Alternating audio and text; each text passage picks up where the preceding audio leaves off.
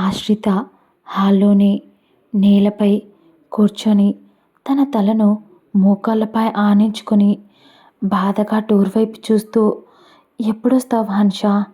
నువ్వు ఎన్ని మాటలన్నా నాకు సిగ్గులేదేంట్రా? నీకోసం మళ్ళీ మళ్ళీ వెయిట్ చేస్తున్నా. అయినా కొద్ది రోజులు కనిపించకుండా పోతే అంత కానిదాన్ని అయిపోయానారా అని అంటూ కన్నీళ్లతో గుమ్మం వైపు అతడు గురించి దిగులు పడుతూ చూస్తూ ఉంది ఆశ్రిత. అప్పుడే శిల్ప వచ్చి, ఆశ్రిత మేడం, హర్ష సార్ వచ్చేస్తారు, మీరు ముందు భోజనం చేయండి, మార్నింగ్ నుంచి మీరు ఏం తినకుండా అలాగే ఉన్నారు అని శిల్ప చెప్పినా నాకు ఆకలిగా లేదు, ఆకలి కాలేదు అంటూ మొండిగా అలానే కూర్చుంది. మార్నింగ్ నుంచి ఇంట్లో పని వాళ్ళంతా ఆమెను టార్గెట్ చేసి ఎన్ని పనులు చేసి టార్చర్ చేసినా కూడా ఆమె అన్నీ భరించింది.